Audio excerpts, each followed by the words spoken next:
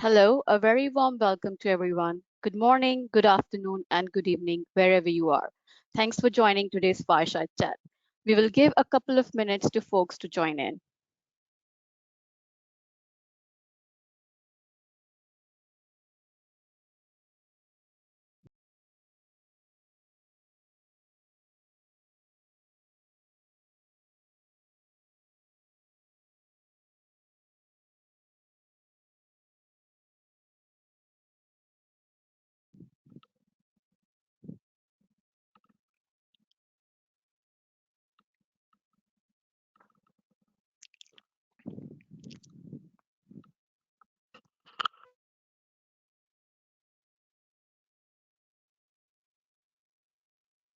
Once again, welcome to our Fireside Chat on SplashBI and UKG joining forces for DE&I&B Reporting Effectiveness. Today, we have experts from UKG and SplashBI who will discuss the importance of leveraging people data to create a competitive advantage through DE&I&B. My name is Riddhi Mehta, and I'm the marketing manager and your host for this webinar. Before we start the session, I would like to take you through some house rules. All the attendees will be muted for the entire webinar. We will record the session and share it with you post the webinar. Please be sure to type in your questions into the Q&A box into your control panel during or after the session. Without further ado, I would turn the time over to you, Marc. Thank you, Riddhi. Welcome, everybody. And I'd like to thank you for taking time out of your busy day to join us for this hopefully riveting session on a very, very interesting and hot topic in today's marketplace. I'd like to start by letting the panelists each introduce themselves. Again, my name is Marc Ramos, the Chief Marketing and Alliances Officer here at SplashBI. But I'd like to welcome Christina. Christina, can you introduce yourself? Say a few words. Absolutely. And I'll say I'm thrilled to be here. This is probably my favorite thing to talk about, and most of my customers know that all too well already. I am an executive relationship manager here at UKG. My name is Christina Crowley. My pronouns are she, her, and I'm calling in today from the Charlotte-ish, North Carolina area. In addition to being an executive relationship manager here at UKG, I'm also the co-chair of our UKG DEI&B Ambassador Program and a founding member of one of our ERGs and still serving actively in that leadership group. So this is one of my favorite things to discuss with my clients, but also a passion project of my own. Thanks for having me, Marc. Of course, of course. We're very excited, and I know the participants are very excited to hear the gold you have to share. Brianne, welcome. Hi, thanks, Marc. I'm so excited to be here. So for everyone on the call, my name is Brianne Minnich. I live in sunny Southern Indiana. Well, today it's sunny anyway. I am the HCM Solutions Director for the company. Been an HR professional for 8 years. I love data. I love digging into everything that is put on beautiful charts. So that's why I found my home at SplashBI. So today I cannot wait to talk about DEI&B and how we can look at all that data and create a very diverse workplace for everyone here. And it would not be a complete session without one of the smartest men I know, Mr. Ragu Veeraraghavan, to the main stage. Thank you, Marc. You make me blush every time you say that. My name is Ragu Veeraraghavan. I'm head of analytics here at SplashBI. Work from the Atlanta office. I live in Atlanta too, or Johns Creek if you know the local area. I've been in the HR space for quite some time. I'm a data geek. And so naturally, being a data geek, I use it to do some analytics, and we have helped lots of customers in taking them through the journey of not only HR analytics, but this specific topic, right? Diversity, inclusion, and belonging, which is the one that we have started more and more on the journey. So I'm looking forward to this webinar and hope everybody gets good information and we can follow up with them. Thank you. All right, well, let's get started. And reminder, if you do have any questions, feel free to drop them in the chat and we'll address them throughout the presentation or perhaps at the end. So as we get started, let's take a look at, this is interesting. Several years ago, you would hear diversity, and then you would hear D&I, and now DEI&B. There's a lot of verbiage, a lot of acronyms, a lot of descriptors. Why don't we just start by a foundation? Because I know a lot of things have changed in the last 2 years. So Brianne, from your perspective, sitting on the other side of the fence, DEI&B, diversity, equity. Ooh, we have something coming up on the screen here. Hopefully we don't lose it. Diversity, equity, inclusion, and belonging. What does that mean to you, or how has that changed within HR for the past few years? Yeah, so funny, Mark, that you bring this up and you talk about kind of the evolution of D and I. Then it was DE and I. Now it's DEI and B. And when I was looking through all the history of, this is not a new topic. And that's what I think is so cool and interesting about it, is because this started in the 60s, you guys. This started in the 60s. It started out back then as an Equal Pay Act. We started at the, let's just be human beings. Let's pay everybody kind of equal. Looking at that, then we looked at age discrimination. And then as it evolved into the 80s and 90s and early 2000s, that's then when the real equal outcomes came into place. That's when the objective really turned into protecting and promoting and being equal. And then it was the HR professional's job to, educate or re-educate their people underneath of them, their managers, the employees at the line level. And that's what I think is so interesting. And then now bringing in the belonging because of the pandemic and everything that we've all gone through, we've all seen it. So, and as we see that DEI and B really coming into place, I would say, in my own humbled opinion, is more of age. We see younger generations, we can learn from them as far as it's no longer maybe about diversity as much, I think, for them, really more that inclusion, that feel of belonging, that really they want to make sure that they feel safe, they feel protected in their work environment, and that everyone can talk about however they're feeling in a safe place. So it's so fun to see how it's changed. And I have no doubt that in the next 2 to 5 years, it's just going to keep evolving. But we have to know where we started from in order to really appreciate where it's all going. So that's kind of all my thoughts around the DEI and B, and I'm just excited about the evolution of it all. Sure. And, I'd love to hear, Christina, not only your take on where we are today with DEI&B, but also why is it so important? So kind of the same question for Brianne, but also I want to ask you to kind of take it a step further. And what have you seen in the marketplace and within your clients and those roundtables that you've had? Why is it important? What is it and why is it important? Sure. So, yeah, Brianne, I mean, you hit on so many great points, and I would add that there was absolutely an element of social justice coming up through the 60s and the civil rights movement, specifically to address inequities, systemic inequities, racism, things like that, and discrimination that were pervasive in business and throughout society. DEI and B, I know probably most on the phone, we're all on the same page, but it stands for diversity, equity, inclusion, and belonging. So lots of great kind of facets of a similar coin here. But what I would say is everyone is talking about diversity, equity, inclusion, and belonging now. That is, table stakes. Where things start to vary is what your organizations are actually doing when it comes to DEI&B strategy. And sheesh, when it comes to why it's important, Mark, I mean, aside from being just kind of the right thing to do, it's so much more than just like a social philanthropy or any kind of social justice kind of impact cause. It is proven to drive innovation, to increase profitability. Like we see right here on the slide, that more diverse organizations are more likely to be successful. They outperform their competitors. More inclusive organizations have higher retention rates. Customer pools or customer profiles are more broad. Your recruiting pools for new recruits and candidates are wider.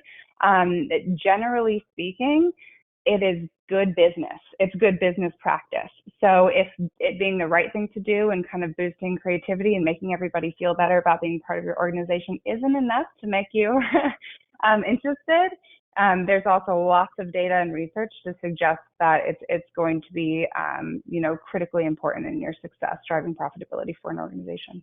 Yeah, I think McKinsey had a study that actually stated diverse organizations outperform those that are more homogeneous and actually enjoy revenues. I think it's 1.4, 1.5x. So, and that stems from a wider recruiting base, more diverse thoughts, more innovation, and it actually impacts the bottom line. So that's pretty huge. And I know that Ragu is chomping at the bit because he wants to show you how tools and technology can actually show this. And so hang on, Ragu, we're going to get to you. But before we go on, Rivi, did we have a poll? We are going to, this is an interactive session, so we are going to have some polls throughout to kind of pick the brains of our participants as well. So if you all can vote, that would be great. Would love to see the answers coming in. Why do you think DEI&B is important in the workplace? And if we had a Jeopardy music or some such, we could be playing that. Oh, come on, Mark, you can sing it for us. Should I sing? Yeah, I don't think I would want, I wouldn't want to put that on anybody. Oh, I will throw out this mix. stat.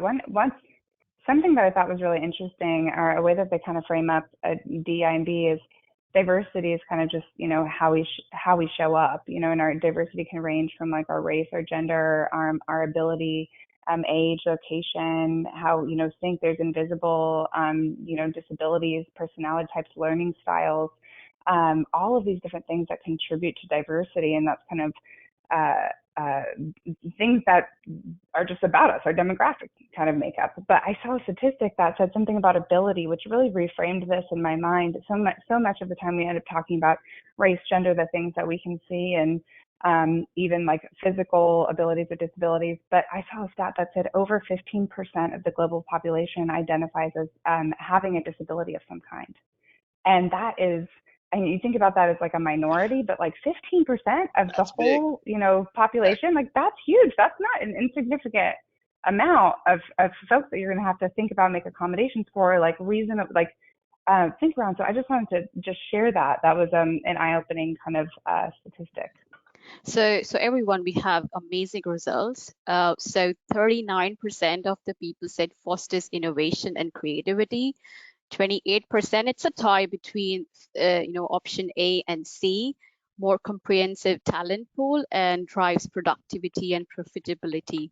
And obviously a bit less than that is effective decision making. So it's a mix of, results. So thank you everyone for, sharing your thoughts.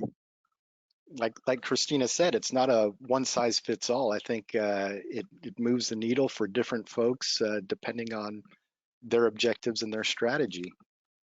So as we talk about putting together a foundation, a strategy for DEI&B, obviously it's not a switch, right? I don't think organizations can automatically say, hey, we're now launching this DEI&B strategy, we're good to go, we've checked that box. I think it really is a journey, and I think like all journeys, it's going to have its ups and downs.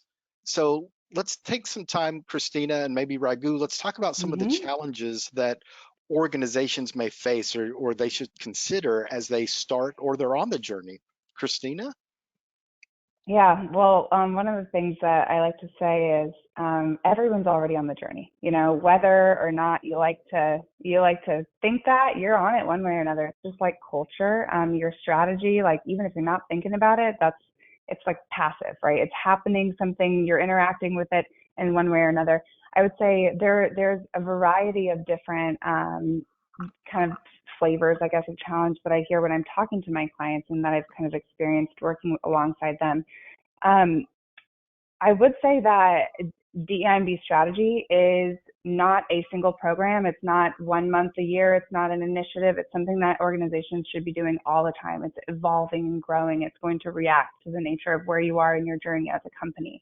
I think one piece of developing that strategy is really pinpointing or aligning across the board on what that's going to be from the top down. You know, getting that kind of buy-in and kind of cementing that for the organization, and your strategy, or where you start, where you're focusing on your key indicators of objectives that you're trying to accomplish, are going to depend on your organizational goals. Like, are you in hyper-growth mode? Are you kind of stagnant? Are you a small startup? Or are you a large multinational, global corporation? What your footprint is, or where you are today, should really inform kind of the types of goals and how you set them, how you message them, and how you track them going forward. So right off the bat, kind of that a lack of executive buy-in, a lack of alignment on goals with DEI&B strategy is a huge hurdle for organizations. Other challenges that I would say is putting it into practice. Once we say, like, hey, we care about diversity, equity, inclusion, and belonging, what are we actually gonna do? What's that practice look like? What are our strategies, or like our indicators? What's our benchmarks that we're measuring? And then that's the next piece. Once you have your practice, how are you measuring it in a way that's effective? Like, how are you saying, is it working? Is it working everywhere? Are some groups having more success than others? What's the impact versus the cost of trying to drive these strategies? And that can be a really difficult story to tell, because I think so much of this, like the diversity, those metrics, those demographics, those are concrete, but it feels very nebulous. And so I think that's a big one, is trying to tell a story in a way that's more structured, where they can say, here are our goals, we agree, here's our practice, we agree, here's how we're doing, benchmark, trend, and tell that story in a way that's meaningful, kind of driving real growth and are, actionable kind of things throughout the organization. So that's just Christina, a few. I'm going to tell you, I'm going to share a story with you. You actually reminded me of something.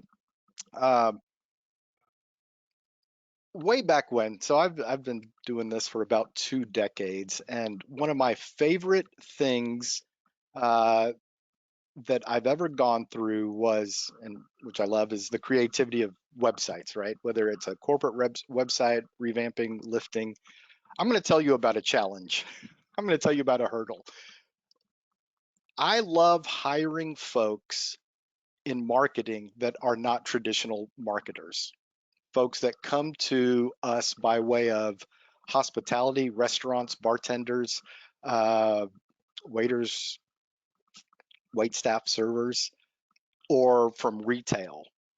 And a lot of times I will hire folks with that service background because they have tremendous hearts. And a lot of times they are younger. So on this one particular project, I had some staff that were fresh off of a dining hall serving, sitting in the same room as some baby boomers that have been in marketing for decades. You want to talk about a challenge of 2 different groups that are talking completely different languages, but proposed with the same problem. The challenge is, all right, how does a baby boomer and a Gen Xer, how are they going to communicate and talk the same language? That was a massive hurdle. But you know what the result was? An unbelievable, technically advanced website that leveraged the tribal knowledge of the baby boomer and the success that that website did to perform for the organization, that really touched and meant something to the different generations of our client base. And that magic could not have happened if it was just the baby boomers putting this together, or just Gen X putting this together. But it was truly a mesh of the ideas from 3 different generations coming together to create something that was meaningful to all 3 generations in various geographies. So communication for me was a massive hurdle, but once we got through it together, it was magic. Sorry, I had to interject that in. You reminded me of that story. Oh no, I love that. That's a great story. It wasn't easy, but by the time we were done, everyone within the group had mad respect for each other, and it actually built a stronger culture and a stronger team of folks from various different backgrounds, and it's awesome. And truth be told, they're all together today. Ragu, sorry, my man. I know technology, you know, there's probably a lot of spinning wheels out there about, all right, this sounds great, but man, is it really that easy? When it comes We to want to data make it. technology, what challenges have you seen? No, so from my side of the equation, when we see the challenges are when we go and talk to our customers and say, we can help you with your diversity inclusion, and then they'll just say, well, we don't have the data. So that's one of their concerns. We haven't captured the data properly. That's the concern they come up with, right? So I keep telling them, no, we need to go out and look at it. They said, no, people are not entering the data like they're supposed to. Yes, the gender may be correct, the birth date may be correct, but other information that they don't have. So that's the first challenge when we go and talk to them. That is one. But as they feel comfortable, they have the data, when we start showing them their dashboards, they get very concerned because the visuals of how their organization is laid out is not what they were expecting, or that's not what they want to publish. So they want to hoard it, and then they want to keep it close so that they don't want to show it to others. And that is some of the stuff those are the challenges that we come across when we start talking to a customer, trying to get them into the journey. The first fear is, do they want to start because they don't have enough information? But once they get on the journey, they're afraid what results are going to come. Will they be able to defend them and things like that? I always say it's better to know where you are instead of being in the blind spot, because something will come and it'll totally upend your company, and you don't want to have that. So having that information is always good. That's what we tell them. And so those are the challenges we face when we talk to our customers. And that's perfect segue into data. The types of data to collect, what to analyze, right? Yeah. Yes, that is correct. So Brianne, do you? Yeah. So it's funny, as you were talking earlier, I was just thinking of funny things about myself in my previous role, about maybe data that was not entered correctly into the HRIS system. And Mark might disagree. I promise I'm a positive person, but I know I talk about the negative, but I get excited about the negative and how we can turn it into a positive. So, I really loved pulling the reports out of, we were a UKG client, and pulling the data out of UKG, pulling those reports apart, and really going through and finding what was missing, or, hey, this doesn't line up, this doesn't look right. And then, putting it into charts. So then that way that visualization of like, wait a minute, this doesn't look right, and how we can correct that. So whether it's maybe this is a real snapshot of what the organization looks like, and we had no idea because we only see and interact with maybe 25 people in the organization, and we, in a large organization, you might forget about the hundreds of other people that work with you every day, because we all a lot of times are working hybrid or remote, and so we see emails, and we may see people in small Zoom meetings. So by taking it into the reports, really scrubbing it, and then making it into a visualization, that just gets me so excited about everything. So kind of segueing, I guess, into that, as far as what kind of data maybe are you collecting, maybe you're not collecting, or maybe you realize that you actually are gathering the information and maybe a different system. So from Gartner, one of the really interesting things here was that they found that 85% of D&I leaders found that it was most important in a talent outcome for their DEI efforts. Yet only 57% of the organizations actually currently use a metric to track the progress. And I think that's what we're talking about here. Everyone keeps talking about it, and we want to be more diverse. And we say we have these big strategies of being more diverse, but what are we really doing? What is the action that's being taken? So some of the fun things around this big colorful bubble that we hear of inclusive workforce, which, I love it because visually, I have an arts major as well. So an inclusive workforce, it being kind of the gray bubble and having all of those colors around it. If we put it all together in a color palette, it's going to make this big gray inclusive. So regardless, no matter what, we all kind of come together in this like gray inclusive workforce. So just something visually that I look at. I'm kind of a quirky person myself. But if we talk about traditional things that are already in your HRIS system. We're capturing gender, we're capturing education, we're capturing race, we're capturing age, but some of the things that we might not be capturing in a traditional place is my favorite, the thinking and the personality style. Maybe you're gathering that when people are applying into your organization, and once they get the job, you had them take a survey and it told them their personality traits and how you interacted with them. And I think you can take that data and actually start building out teams that now know how to talk to each other. So you might have someone that in my previous organization, we would say like a high A. Someone that's going to be a high A is going to be a strong leader. They're going to be assertive. They're going to be about them. But then we actually need to build a diverse workplace and have someone that's more inclusive, that care about what other people are thinking. So talking about kind of Marc's story, that's why those hospitality workers are extremely important in an organization. And their personality and thinking traits really make up about 80% of the workforce population across the globe. It is what it is. We need those people that care about what other people think. So if you are in one part of the spectrum or the other, you might be like, well, I really don't understand that.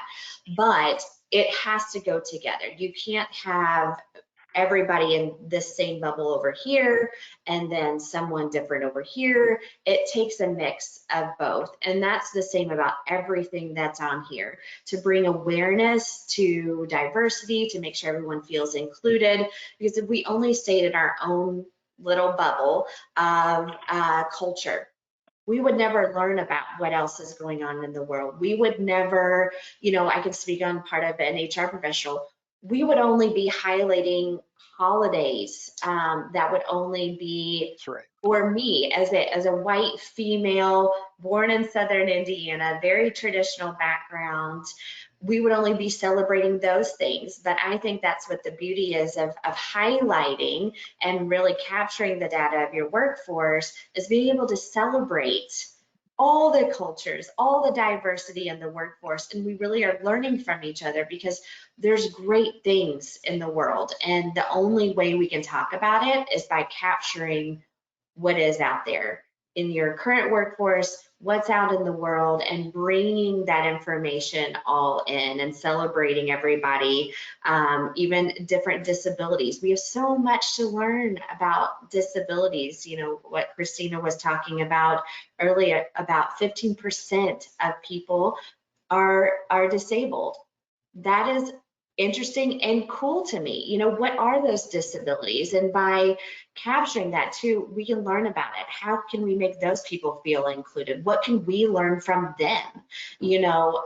So there's just so much that goes into it. So you might, like I said, you might be capturing this from your HRIS system, but there's also those external places as well. You might be doing siloed surveys within your own team. And then what I would do is I would encourage those of you that are maybe doing your own internal team surveys, share that with your HR professionals so that way they can capture it and we can actually see what's going on in the organization, and make more inclusive workforce data tracking, all the excitement about all the colors here in the bubble.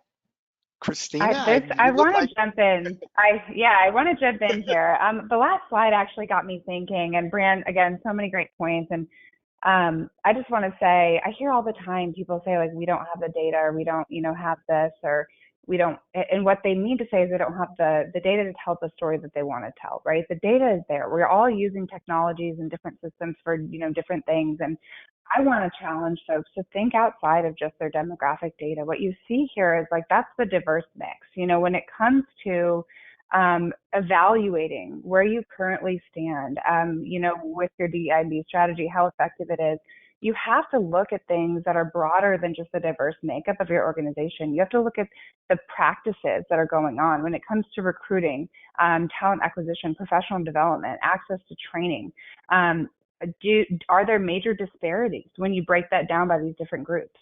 When you look at your percentage of your workforce and say we've got a really healthy, diverse mix across gender, across race, across ability. But what happens if you slice that up into your managers, your executives? Does that change? What does that look like?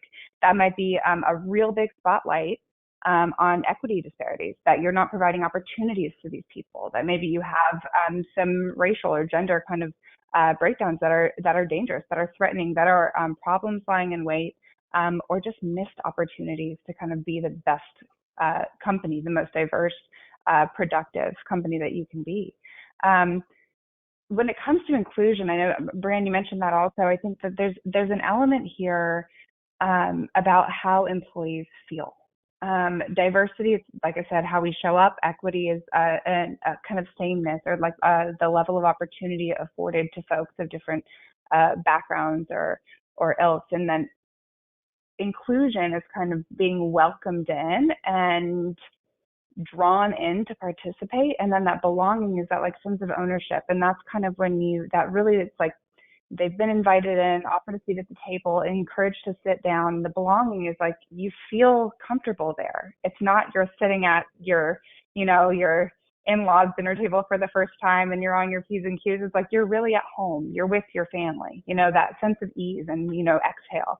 There's lots of different stages to this, and the metrics aren't going to be what fixes you, but it can really show you what you're doing really well, where you've got a really healthy pocket of an organization, and it can also show you areas of opportunity, and you might start to link things that you didn't realize were connected. So maybe you have extremely poor retention if you're like a manufacturing organization, extremely poor retention in one plant or one area. And you might think, oh, it's because they have to work long shifts, or there's not a large population in this area, there's not skilled workforce or whatever. But then you start to look at all these different factors and you realize that the people that you can't keep there are of a certain demographic makeup. Maybe it's manager training that's required. Maybe it has nothing to do with how you're recruiting people. Maybe it's how they're being led, or vice versa. Maybe your managers are great, but you just can't get the right people in the door. If you start to understand where the breakdowns in your process are happening, then you can start to be strategic about where you're devoting your efforts and your attention to try to resolve these things. The best way that I know to do that, to kind of assess where you are as an organization, is to let the data tell you. Let the data tell the story. So you pull in your recruiting numbers, how many applicants are we getting, combine that with your diversity, combine that with your retention, combine that with your talent development, your professional development. All of these things kind of go into the pot. And so there's no shortage of data. It's coming from everywhere. That's the kicker. It's like, what do we do? How do we cross-section it? How do we figure out what we're going to ask? And that's the elephant people are trying to eat one bite at a time. That's the magic. And that is the perfect cue, Christina, for Mr. Ragu Veeraraghavan. I think she teed you up perfectly, Ragu. And what she's talking about is organizations have the data. So what is the role of reporting, analytics, and BI? How can we get to the data? How do people start? What do they end with? What is this picture she's talking about, to where folks can really see where they're doing things really great? I'm just going to hand it off to you, Ragu. This is the magic. I think this is why everybody's here. I'm not going to lie. Thanks. If you can move to the next one, Riddhi. So yeah, capturing data is just the first step, right? I mean, we talked about capturing the data, but getting the data to the right folks, to the managers, to the leaders, to really take action, to really understand what do they need to do, is what the most important step is. So Riddhi, if you can go to the next slide. So reporting has been there for a long time, and spreadsheet has been the tool of choice for doing reporting.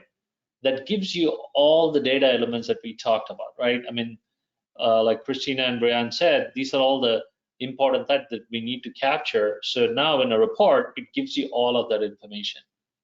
Reports is great if you have a small number of organizations and you're willing to work with their spreadsheet and things like that. But as the organization grows, which becomes very, very difficult to understand how diverse is your organization. Are you being inclusive? What is the equity? Is there equity in your organization?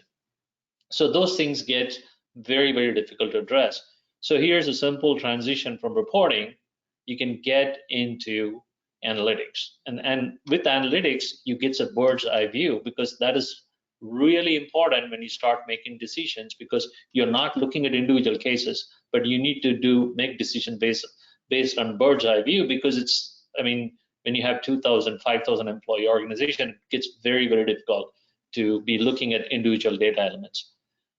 Here we're just representing that by region. If you look at a map, we've got a map there which says by region it could be different. So you need to be able to look at your DEI&B by regions, because you want to understand that there may be some differences between the regions that need to be captured, whether it is ethnicity, whether it is gender, whether it is age. It doesn't matter. It will vary. So that's what you need to do. When you give these kind of tools to the leaders, they will trust you, but they would like to verify, right? So you need to be able to provide that tool for them to verify. And that's why it is getting back into reporting, where you can drill down into the information and are able to verify. Now the leaders and managers who are working with this information are a lot more confident, because they trust the data and they're able to verify that the data looks good. Now they can take a bold step instead of they have their own doubts in their mind. And that's why you should be able to provide the details of how you came up with this metrics and how are these things calculated. So that's part of the analytics, which really will help leaders to make those decisions that they needed to make. From here, when we go on to the next step, that is truly called business intelligence, where you're slicing and dicing data in multiple different ways. Here we're just showing you a couple of areas, right? Gender diversity across ethnicity. So just because you are diverse as far as ethnicity is concerned, you may not be in the area of gender. There may be some insights that you might have. In this case, as an example, looks like Hispanic in this company have more males compared to females. So there may be something that's going on that's skewing your diversity from a gender basis. So that's what that's all about. And as far as pay and equity analysis is concerned, I think Brianne has got a very good example of walking us through that. So Brianne, if you don't mind, take it. Sure, yeah. So I love looking at this information, just because, like you were saying in the previous slide, it really depends also on your location of where is your organization. You could have your headquarters one place, and then you could have siloed companies all over the globe. So if you start breaking it down, not by, well, I guess you could look at it as a whole, what does your whole organization look like? And then doing the breakdown of understanding each entity or each company you have within that home headquarters parent company as well. And then the pay equity, I love this. So looking at these two different charts, your male versus female as your total salary, and then we have our leadership. You know, what is your leadership makeup? Do you have leaders that are predominantly male, or are they predominantly female? Or do you have mix? And then based on that, is the pay equal? What are we looking at there? And I read recently, and I wish I had the exact date of whenever this came out, but all of you have probably read it in the news that Target was one of the first organizations to have pay equity across the board, which I think is awesome. And so kudos to Target for being the first to do that. I am a Target shopper, so I will keep celebrating it and shopping there. And I think it's just awesome to look at that. And I think we're just going to keep seeing that trend as it goes along. And I think it really comes down to Target probably has this. They're looking at this. Someone at the leader is looking at this daily and saying, how can we make this happen? This is a huge strategy. This is something that we think is important in our company to grow and make sure everybody feels included. So I think you can drill down into these so much. I also love the one kind of on the top right, the blue and the orange, the salary by ethnicity.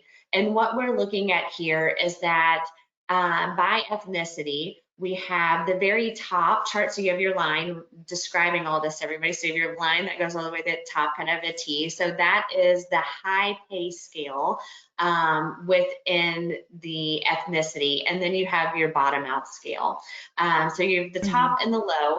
And then in the chart there, you see kind of the median. So do you have equality within your ethnicities, or is there a huge difference? And if there's a huge difference, then we need to look at that. On this one, the other for ethnicity, this can look different for each company based on location. So your organization might look different. But I want to look at like the other. So why is it, why is it not equal? What is going on there? So those are questions that I would drill down to and would have in my previous role as well. And I want to dig into this client. I want to dig into the customer and really look at the facts and what's going on. Why is this not equal? What's going on? What is the story? And I think it's one of those things as we start looking at if you're like a union site, if you are a public company, the salaries are out there, you guys. The salaries are posted live for everybody to see. So internally, if you are not aware of what it looks like in your organization, someone else is going to go out and find the information. And you never want to be, the headline of the news of what's going on. So I think it just highlights the gap. And then if we look at the average salary, yeah, go ahead. Oh, no, Brianne, sorry to just jump in there. I was going to say that there's also a lot of value in looking at across different departments within a single organization or different job roles or job functions, like wanting to understand which roles are pretty tight and there's, there's not a lot of there's not a broad band of where people fall within that range. But what we're looking for a lot of times is disparity. It's lack of equity. It's lack of sameness across the experience for different people based on just demographic. We want to start to train our organizations to evaluate the things that matter, your performance, your contributions, to the company, not so much compensating differences based on demographic things or anything like that. So it's going to, like you said, kind of shine a spotlight. But taking it broader, you mentioned something else I thought that was a really great point about I think about BI as being how we tell the story, right? It's our frame, our lens, our kind of translator to show us like what's going on. And the power here is that it's connecting those dots. So it's connecting things like our pay and our gender, or our tenure and our, whatever other demographic component this is. And it's doing it in, regular or near real time in a way that you can interact with that information. The power in that, and that it gives to your executives or that it gives to your leadership or your first managers, it's going to allow them to make important data-driven decisions instead of just having to go off of a whim or an assumption, or like Brianne said, maybe they're operating in a location you're not in a room with everybody else. I work remotely. I've got 15,000 coworkers, but I don't see them. I see them on camera. I couldn't tell you finger to the wind what our makeup is, but we've got some insights that I can go to and look at where I can understand kind of who my peers are, where my team is, kind of what our breakdown is. And that's powerful. And the piece that you mentioned about not knowing, what your organization looks like, I would bet most of my HR leaders, they've got a beat on that.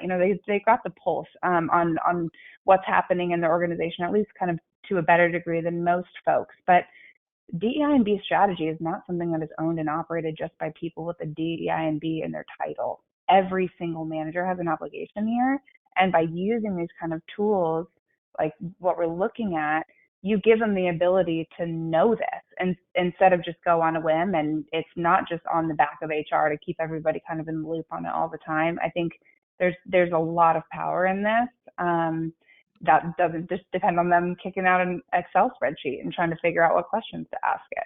So I just got excited, and I'm That's I love this, because then it starts thinking of more ideas too. And I think one of the things you can talk about is bringing new leaders into an organization, right? So you have also that historical, so you have that legacy data in there that's housed in there, versus being like, where were we 5 years ago? If you have somebody new coming into an organization, it's going to be hard to pull that information. It's going to be a lot of legwork on HR professionals, as someone that was having to pull that, what is the salary? What is the difference between this specific role? And as we were bringing in new people into the organization, trying to tell them the story, like, hey, this is where we were. We've actually made big footsteps towards progression here, but without being able to visually show them and tell them where we were and where we're going, it would be impossible to be able to celebrate even those small steps. It may not be where we want to be today, but showing them, by the data, where we've been and where we see us going. So yeah, so many great things about having the data. Awesome. I'm going to call an audible here, Rithi. We have a lot of great questions coming in, and I want to make sure we get to the questions as well as get through the content. Let's skip the next poll, and you queued it up perfectly there. Let's go straight away. There were some questions, Ragu, around executive and frontline perspectives. We talk about reporting, we talk about analytics and BI. Well, what's available for executives and what's available for line managers, and how do they consume? Because obviously some information may not necessarily be relevant at the different levels. So perfect timing on that, and a good way to address one of the questions. Right. So when you look at executive, it's always strategic. They are looking at it from a very, very high level, trying to figure out what is it that they need to do. So here are some of the stuff that we have identified that an executive has to do it, right? Executive has to do goal setting, right? So they have to set the goals as to what are we trying to achieve? Are we trying to achieve diversity? What are all the parameters that they need to set? And those goal settings can come either from their own data, or they can go and buy some third-party information to set their benchmarks. Or Bureau of Labor Statistics has got some benchmarks that they can use, and they can set the goals based on that, based on the industry. So that is something that has to happen. When we go through this DEI&B, we just think that, oh, it could be a grassroots or effort. It cannot be a grassroots effort because of goal setting. All has to come from the top. So this is, yes, you can start at the beginning, but all of the effort that needs to happen has to come from the top, because it has to be set for the entire corporation. It has to be set by the region if there are regional leaders. That's one of them. And then the third bullet item is very, very important, right? Allocating budget and resources. These are the things, if you don't do, your effort of DEI and B is going to fail, right? So you need to have budgets, and that's why it is a top-down approach is what I would consider. I mean, everything that we have gone through, that's what it tells me, right? And finally, as a leader, they have to hold their own leadership accountable, and that is one of the stuff that will help them. So that's what we did. Now coming to the operational areas, right? This is the managers, this is the frontline managers that they're trying to look at their own diversity, inclusion, how they are doing. One of the ones that Christina has always talked about was recruitment. How is your recruitment effort actually aligning with the goals, right? So if you look on the right-hand side, there is a chart out there which just says, are you hiring diverse talent? This is purely just looking at ethnicity. You could have combination of multiple different areas. So that gives a manager an idea whether they are meeting the goal or not. Via the ingestion of new people into their teams. If they are not hiring correctly, then they are not going to meet the goals. That will give them a clear indication that, hey, I need to do something, right? So there are lots of different ways to do that. The second one that we have highlighted here is performance. Are you rating all of the people within an organization equally or not? If you don't do that, the belonging, right? That sense of inclusion will not be there. That means people are going to leave your group. They may not leave the company. They may like the company. They may leave your group and go and join another group. So that is something that you want to avoid as much as possible. So that's how our tool, which can consume data from multiple different sources, can actually highlight the areas where you need to work, not only at the executive level where the goal setting is done, where leadership are assessed, even at the manager level, you should be able to provide that information so that they can take actions and they can start monitoring how well are they doing going towards the goal. Mark, I just made it really short because we are time constrained, I understand. Sure. And we do have questions, and I promise you all I'm going to shoehorn these questions in. But the last thing I want to cover is moving forward. How do you get started? My advice here is don't boil the ocean. Don't try to take on some massive strategy. Get the small wins. Brianne, Christina, do you all have any advice for organizations looking to get started? How can they, what are some of the things you all have seen? What have you done? What is the best way to get started on this journey? And then from that, we'll jump straight away into some really great questions that I've had come through. I can take that one right off the jump. Just to get started, you should absolutely know inside and out where you are currently. You should know your strengths, your weaknesses, your demographic makeup. Gathering that data and getting a solid understanding of where you stand will inform your strategy, your pace, what needs to be accomplished, and then you need to use that kind of where you are and couple that with your other operational goals, with your organizational executive kind of priorities on different levels, and figure out what type of buy-in you have as an organization. If you've got tons of backing, tons of executive buy-in, that's not going to be an issue, then you're probably going to have a lot more support to achieve bigger objectives. If you don't, then, Mark, to your point, aim smaller. You don't need to boil the ocean. I think focus on creating moments that matter with your employees, focus on employee experience, on belonging. That's really what we're striving for. Having that diverse organization, having equal kind of access to opportunities for all, regardless of their demographic kind of makeup, inviting them to the table, but really it's doing those things that will create that sense of they belong there, that they're at ease, that they can exhale, and they're not sitting, kind of as the odd duck in the room. So that's the goal. At UKG, we have 9 ERGs that we've created, so employee resource groups that are kind of built with the help of our belonging, diversity, and equity team. And that team does inform our DEI&B strategy across the organization, and everything from product to sales. But that kind of ERG function is near and dear to my own heart. We also have an ambassador program. If anyone has questions about either of those strategies, feel free to loop back with me later. But yeah, that's what I would say, Mark. It's first step, if across the board, regardless of your organization size, function, market, anything else, you should know where you are before you start to put a strategy together. I did read a quote that Sherman printed where research shows that the need to belong in the workplace comes second only to the need to belong at home. That's powerful. That is powerful. If you want a productive organization, drive belonging for your employees because they want that and they will deliver for you. Brianne, do you want to end before we hit with the questions? Do you want to add to any advice for moving forward? Uh-oh, I think you might be on mute, Bri.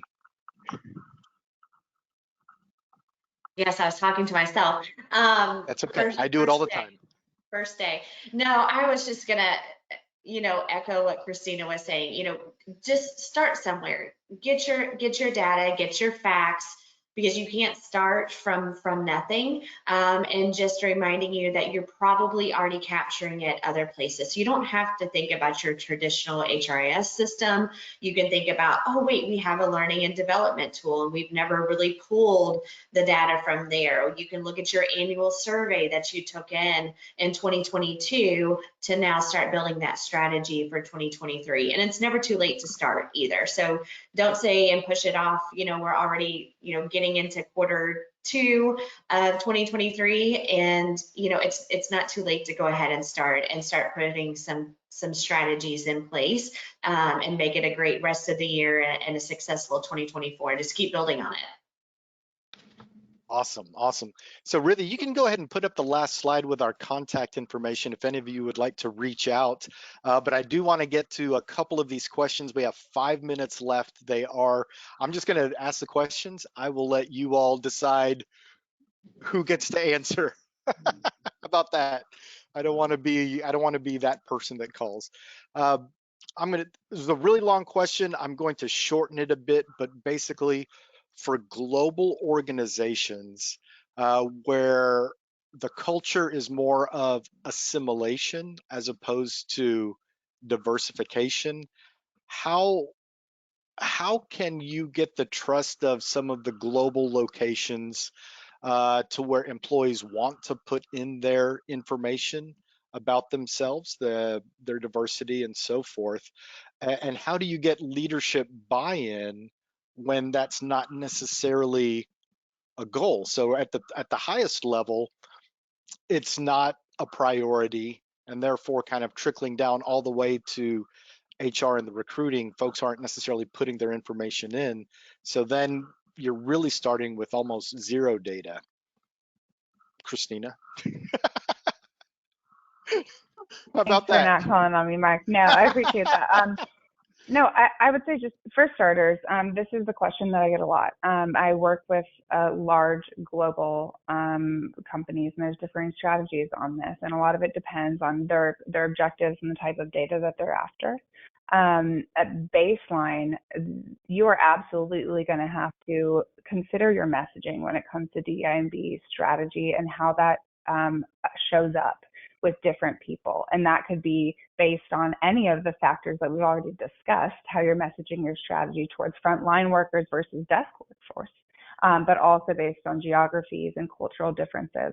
That what I've seen work in practice, and I'll just speak for really close to home, is from having strong stakeholder relationships in all of those critical areas that you're looking at, kind of at-risk populations or underrepresented data deserts, things that are like big gaps in your desert, finding a couple of key people that you could use to build strong relationships with to understand some of those needs and barriers, because a lot of times there's, it's something lost in communication. Sometimes it's just a big cultural difference, but you trying to message why this is important, it's going to be a lot more effective or impactful if you have an understanding or a partnership from somebody with an understanding of why it's not landing, so they can help you get that message right. So change adoption, change management, user adoption, these are strategies that are pervasive in everything. And we just have to kind of take that lens and put it on put it through this spin. I think it's leading into stakeholder relationships and kind of leveraging that for advice is going to help you meet your teams where they are. And I think it's the bottom line. So all of this affects the bottom line. If you want to recruit the best talent out there, retain the best talent out there, have them perform at the highest levels, I think a lot of it, and the statistics show that it comes down to the diversity and the belonging and the equity. If your people are happy, they're going to give you that competitive advantage.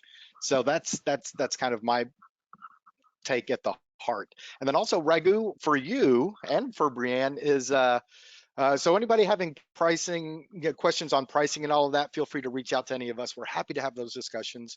But there's also a lot of questions are these reports available? Who do we talk to? What's available out of the box, Ragu, Brianne? Yeah, DEI yeah, I can definitely talk about that. Before I respond to that, I just observed that the panel that we have here is pretty diverse. So I just want to get such a cheeky comment about the panel, which I never even noticed until we were here right now towards the end.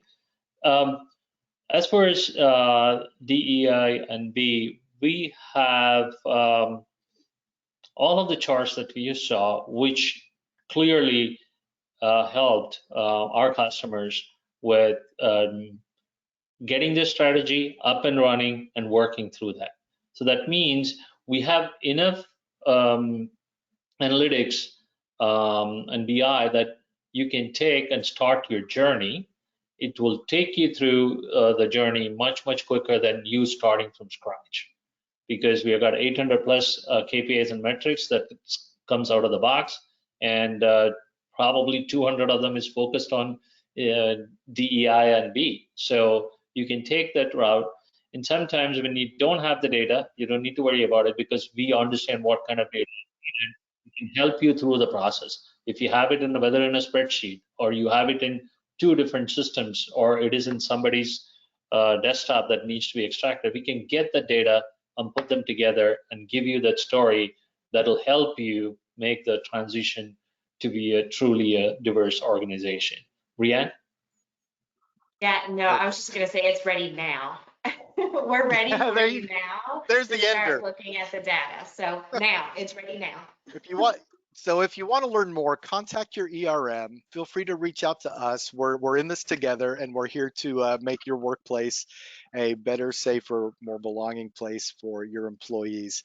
Thank you to our panelists. Thank you all for attending.